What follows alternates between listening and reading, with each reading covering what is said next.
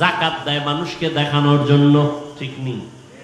অথচ জাকাত দিবে এমন ভাবে ওই যারে দিবে সে যেন জানতেও না পারে এটা জাকাতের টাকা।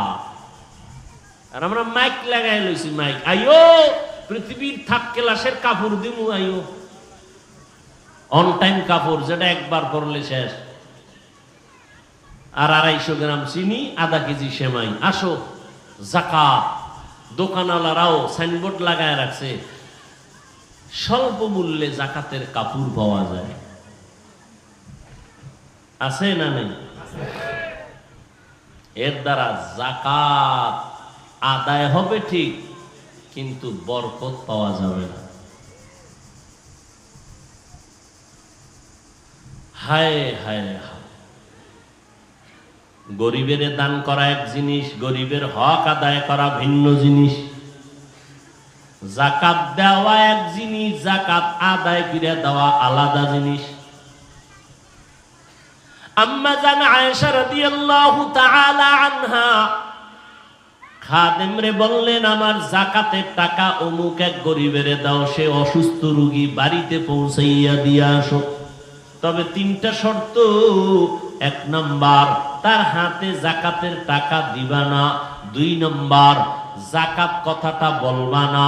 3 নাম্বার, বিনিময় কোনো দোয়া চাইবা না। খাদেম জাকাতের মাল অসুস্থ রোগী গরিবের বিছানায় রাইখা চলে আসলো। আম্মাজানকে বললেন, ও আম্মাজান, জাকাতের মাল দিয়া দিলাম, 3টা শর্ত কেন দিলেন? হাতের মধ্যে দেওয়া যাবে না, বলা যাবে না জাকাত। 3 নাম্বার, জাকাত দিয়া দোয়া চাওয়া যাবে না। আম্মাজান বলেন, জাকাত যিনি পাবেন তিনি পাওনাদার, আমি ঋণী, আমি দেনাদার। ওটা তার হক, ওটা ওই মালিক আমি না, এই টাকার মালিক ওই গরিব।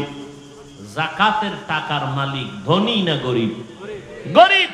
ধনীর কাছে ছিল এতদিন আমানত, টাইম মতো দিয়ে দাও। এর 2.5 টাকার 100 টাকায় 2.5 টাকার মালিক গরিব, এই টাকার মালিক ধনী না। যদি খাও তো মাইয়ার কিডনি যাবে মরার আগে, ছেলের কিডনি শেষ, বিশাল বড় ফ্যাক্টরিতে আগুন লাগবে, কসম আল্লাহ। আর যারা ঠিক মতো জাকাত দিবে, আল্লাহর কসম, ওর সম্পদ মরার আগে কোনোদিন ধ্বংস হবে না, কোনোদিন ধ্বংস হবে না। যদি পাই টু পাই হিসাব করে জাকাত দেয়, ওই মাল কোনোদিন ধ্বংস হবে না, ক্ষতিগ্রস্ত হবে না। চোরে ধরলে ওরা হাত আটকায় যাবে, ডাকাত আসলে ফেসে পড়বে, দুনিয়ার সব আগুনে পুড়ে যাবে, ওর দোকান পুড়বে না, যদি ঠিক মতো জাকাত আদায় করে। এই দেশে ঠিক মতো জাকাত দিলে এই বাংলার দেশে কোনো গরিব থাকবে না।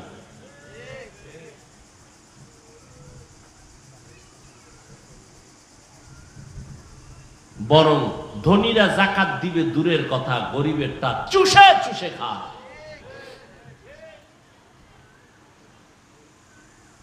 আম্মা জান আয়েশা রাদিয়াল্লাহু আনহা বললেন, সে হলো পাওনাদার, আমি দেনাদার। সে বড় না আমি বড়? কে বড়? সে বড়। তাহলে তারে যদি আমি দেই, তার হাত থাকবে নিচে, আমার হাত থাকবে উপরে? না, নিয়ম তো তার হাত উপরে থাকবে, আমি দেনাদার, আমার হাত নিচে থাকবে। অতএব তার হাতে দিবা না, নিচে রাখবা, সে হাত দিয়ে উঠায় নি। নাম্বার 2, জাকাত এ কথা বলবা না, বলার কোনো বেনিফিট নাই, কারণ আমি এটা তার কাছে ঋণী, আদায় করে দিলাম। নাম্বার 3, জাকাত এটা দয়া না, দয়া করলে দোয়া চাও। জাকাত দিয়া কিসের দোয়া? সে তো দয়া করা হয় না, তার পাওনা পরিশোধ হয়ে গেছে।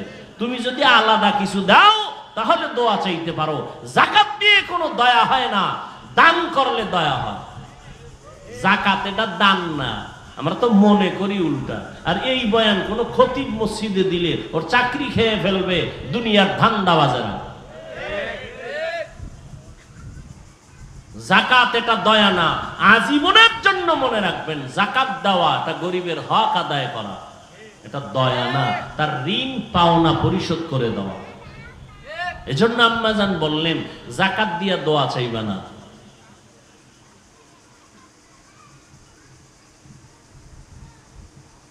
রমজানের মাধ্যমে গুনাহ থেকে নিজেকে বাঁচাও, আহালকে বাঁচাও।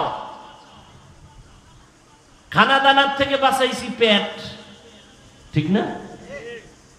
আর গুনাহ থেকে বাঁচাবো হাত, চোখ, কান, জবান, অন্তর। এর নাম তাকওয়া। খানা দানার থেকে নিজেকে বাঁচাবো এর নাম রোজা, গুনাহ থেকে নিজেকে বাঁচাবো এর নাম তাকওয়া। এজন্য আল্লাহ কয় আমি রোজা ফরজ করছি তাকওয়া অর্জন করার জন্য।